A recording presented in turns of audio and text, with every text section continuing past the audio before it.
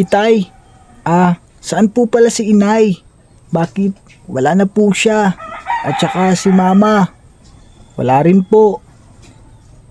Naku apo, yung inay mo, matagal nang patay. Simula pa nung maliit ka pa lang, wala na siya.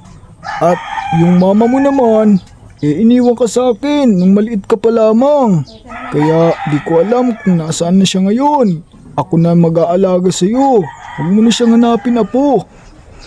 Ganun po ba itay? Kasi itay, nakikita ko po yung mga ibang bata, mayroon po silang mama. Kaya naiinggit po ako sa kanila. Ganun ba apo? Naintindihan kita apo. Kaso lang, wala yung mama mo iniwan ka. Sige, okay lang yan. Nandito naman ako Pwede mo naman ako tawaging mama. Pwede mo rin ako tawaging papa. Huwag ka lang maiinggit sa kanila po. At andito naman ako. Handa kitang alagaan habang malakas pa ako. Tingnan mo yung lolo mo. Napakalakas. Wala pang sakit yan. Diba? Si lolo naman, mapagbiro. Sige po, lolo. Okay lang po iyon.